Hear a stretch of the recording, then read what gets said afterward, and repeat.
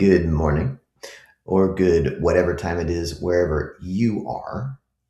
Here now, it is 8:30 on a Tuesday.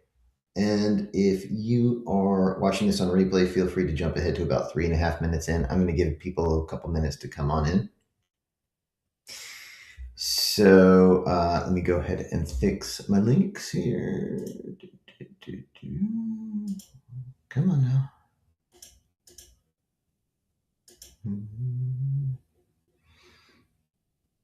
Not working.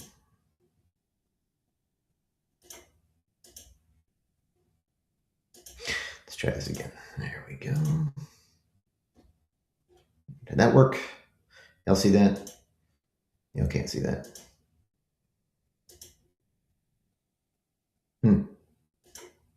I don't know what's going on. It's not working. So I'm gonna just do this real quick. Give me 1 second here.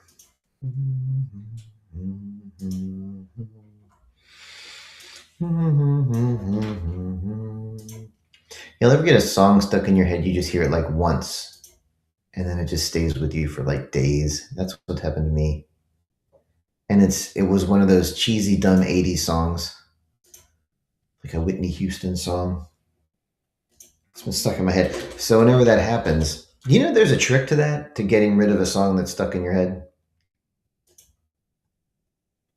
There is. It goes like this. I learned this actually from Richard Bandler.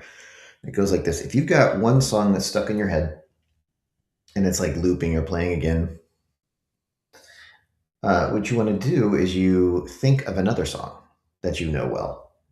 And when the song you want to get out of your head plays, you play the second song. You play them both at the same time, two different songs at the same time.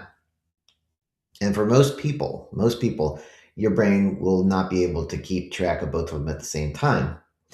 And it'll go away. It'll scramble a little bit and give you the relief. Now, the thing is,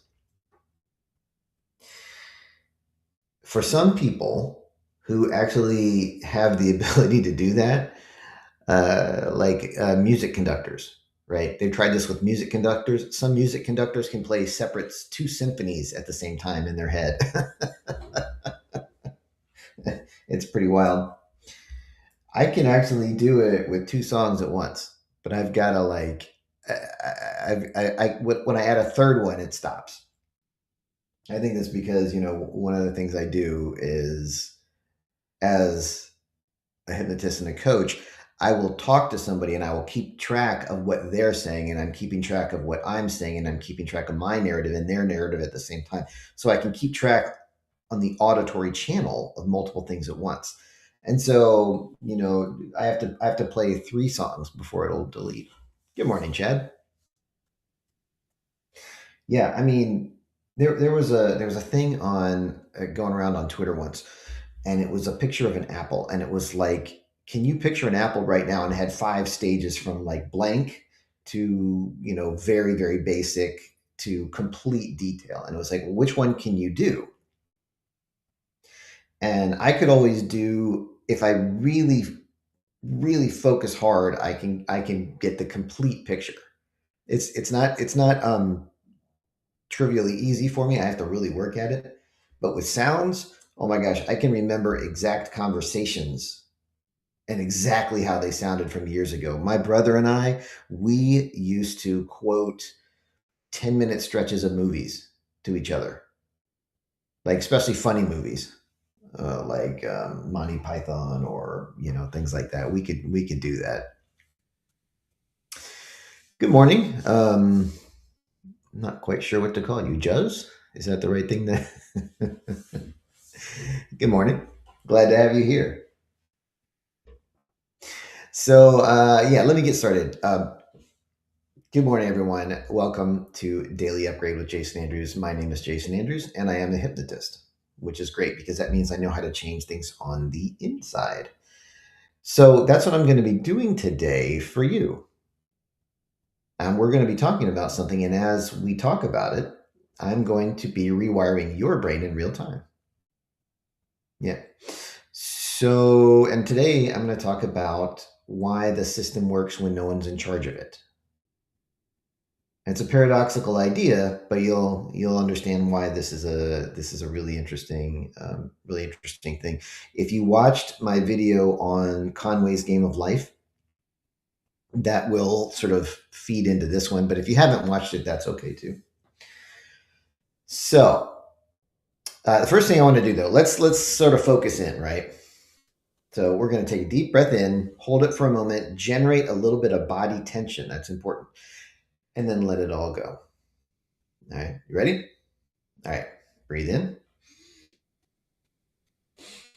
hold it, and let everything go. That's right. Good.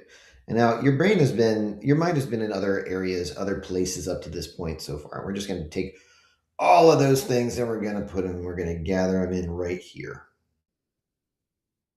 so you can focus in. Now, the system works because no one is in charge of it.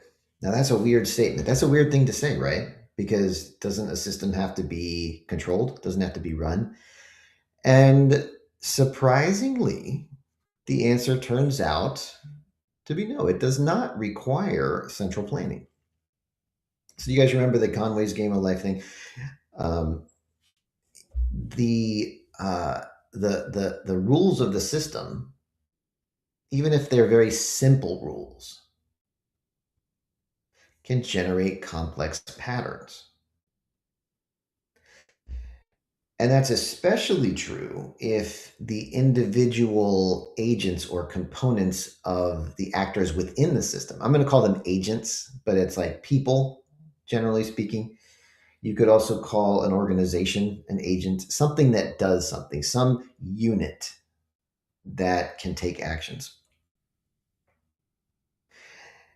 And it turns out that if you've got all these different agents making lots of individual decisions, in other words, the decisions aren't made by some central planner, they're made by many individual units. You would think that's chaos, but it isn't. It all organizes. And it's fascinating how this works. I'll give you an example, and this is a very classic debate: socialism and communism versus capitalism. And a lot of people think, well, socialism is about giving things away and capitalism is about earning things. Well, that's part of it. But part of that mechanism is the sense that, well, in communism, the central planner, the control, makes all the decisions. Whereas in capitalism, the individual units make the decisions. The individual agents make the decisions. And as the individual agents make those decisions, they will not all make the identical same decision. They will make a range of decisions, a range of choices, even in the same exact situations. What that means is you get essentially a statistical distribution of results. Now, that's really useful because if it's centrally planned, you get one decision that everybody has to do. If you let the individual units make the choices, you get a statistical distribution. Now, if no agents make any choices, you get chaos.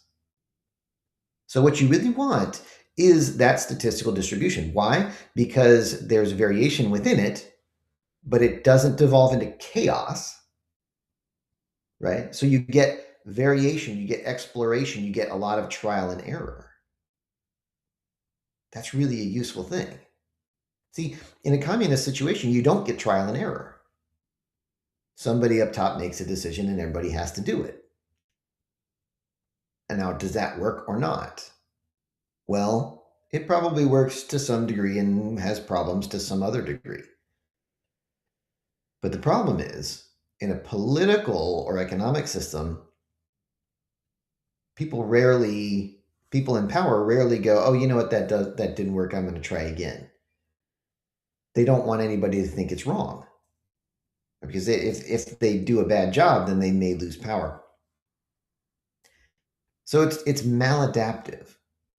Now, does this make sense so far? Right? I'm trying to talk about this at a very theoretical level.